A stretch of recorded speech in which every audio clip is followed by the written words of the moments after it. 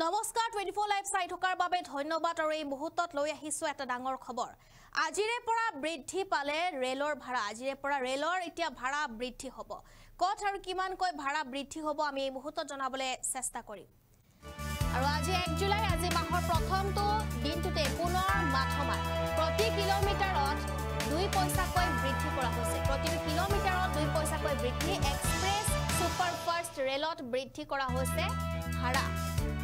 আৰু এই মুহূৰ্তত আমি জনাই আছো এটা গুৰুত্বপূৰ্ণ খবৰ ৰাজধানী লগতে বন্দে ভাৰত জনশতাব্দী সহ বহু ৰেলৰ টিকটৰ দাম বৃদ্ধি কৰা হৈছে অৱশ্যে 500 কিলোমিটাৰ যাত্ৰা কৰাৰ টিকটত বৃদ্ধি নহয় ভাড়া এই মুহূৰ্তত আমি জনাই আছো এটা গুৰুত্বপূৰ্ণ খবৰ 500 কিলোমিটাৰতকৈ অধিক যাত্ৰা কৰা টিকটৰ ক্ষেত্ৰত প্ৰযোজ্য হ'ব নতুন নিৰিখ এক ডাঙৰ খবৰ এই মুহূৰ্তত আমি জনাই আছো কিয়নো পুনৰ ৰেলৰ টিকটৰ দাম বৃদ্ধি কৰা হৈছে পুনৰ সাধাৰণ জনতাৰ মূৰত মাথমাৰ পৰিছে কিয়নো টিকট বুকিংৰ পৰা এতিয়া ৱেটিং লিষ্টলৈ আজিৰে পৰা সলনি হ'ব ৰেলৱেৰ বহু নিয়ম আপুনিও জানি লওক কিছু তথ্য কিয়নো বহুতো নিয়ম আজি সলনি কৰা হৈছে আজি 1 জুলাই আৰু 1 জুলাইৰ পৰাই সকলো নিয়ম যেটো সলনি কৰা হয় ভাৰতত ৰেলৱে ব্যৱস্থা এতিয়া আটাইতকৈ ব্যৱহাৰ কৰা পৰিবহন মাধ্যম হিচাপে বিকশিত হৈ আছে সুচল আৰু সহজভাৱে হোৱাৰ বাবে দেশৰ অধিকাংশ লোকে এতিয়া ৰেল যাত্ৰা অগ্ৰাধিকাৰ কৰা পৰিলক্ষিত হৈছে দেশত গড় হিচাপত প্ৰতিদিনে প্ৰায় 2 কোটি 20 লাখ লোকে ৰেল যোগে যাত্ৰা কৰে গতিকে ৰেলৱেৰ নিয়ম প্ৰণালী সম্পৰ্কে যাত্ৰীসকলে জ্ঞাত হোৱাটো এতিয়া অত্যন্ত প্ৰয়োজনীয় দেশজুৰি আজিৰে পৰা ৰেলৱেৰ যি পূৰ্বৰ বহু নিয়ম আছে সেই নিয়ম সলনি হ'ব আৰু নতুন নিয়ম প্ৰৱৰ্তন কৰা হ'ব যদি দেশৰ অধিকাংশ লোকৰ দৰেই ভ্ৰমণৰ বাবে সততে ৰেলক অগ্ৰাধিকাৰ দিয়ে তেতিয়াহে এই ৰেল যেটো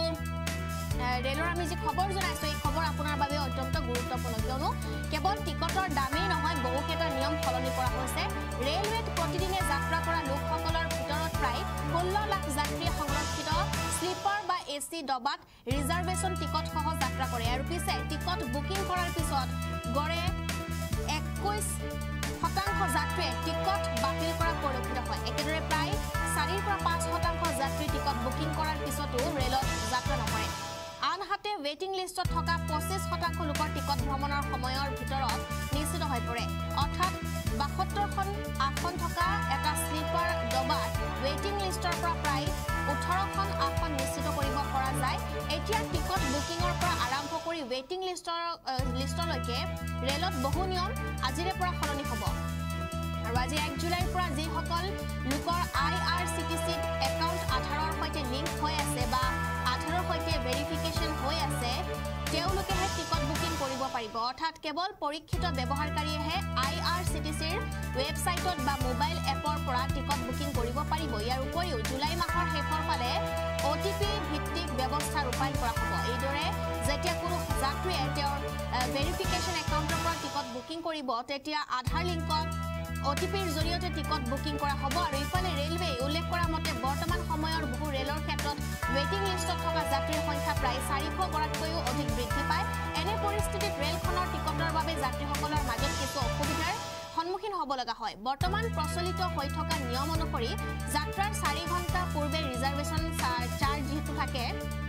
আৰু সেই চাৰ্জ আপডেট কৰা হয় আৰু তেতিয়াহে ৱেটিং লিষ্টত থকা যাত্ৰীসকলে টিকট নিশ্চিত হৈছে নে নাই সেয়া জানিব পাৰে এতিয়া নতুন নিয়ম অনুসৰি 4 ঘণ্টাৰ পৰিৱৰ্তে 8 ঘণ্টা পূৰ্বে ৰেলৰ ৰিজাৰ্ভেশন চাৰ্জ আপডেট কৰা হ'ব এইদৰে যাত্ৰীসকলে 8 ঘণ্টা পূৰ্বে টিকট কনফাৰ্ম হৈছে নে নাই সেয়া জানিব পাৰিব ৰেল মন্ত্ৰীয়ে ইতিমধ্যে 8 ঘণ্টা আগতীয়াকৈ চাৰ্জ প্ৰস্তুত কৰাৰ কথা যেটো সেউজ সংকেত দিছে আৰু এই নতুন নিয়ম পৰ্যায়ক্ৰমে কাৰ্যকৰী কৰিবলৈ বিষয়াসকলক নিৰ্দেশ দিয়া হৈছে প্ৰথম অৱস্থাত এই নিয়ম কিছুমান বিশেষ ৰেলত কাৰ্যকৰী কৰা হ'ব আৰু পিছলৈ সকলো ৰেলতে এই নিয়ম প্ৰযোজ্য হ'ব বুকিং কৰাৰ সময়ত যিসকলে ৱেটিং লিষ্টত টিকট লাভ কৰে তেওঁলোকে স্বাভাৱিকতে এই নিয়মৰ দ্বাৰা সকাহ লাভ কৰিব গতিকে এনেদৰে বহুতো নিয়ম এতিয়া সলনি কৰা হৈছে আৰু ৰেলৰ যেটো টিকটৰ এতিয়া দামো বৃদ্ধি কৰা হৈছে আমি জনাইছো যে ৰাজধানী বন্দে ভাৰত জনশতাব্দী সহ ৰেলৰ টিকটৰ দাম বৃদ্ধি কৰা হৈছে এক্সপ্ৰেছ সুপাৰফাষ্ট ৰেলৱেত বৃদ্ধি কৰা হৈছে দাম আৰু প্ৰতি কিলোমিটাৰত 2 পইচাকৈ বৃদ্ধি কৰা হৈছে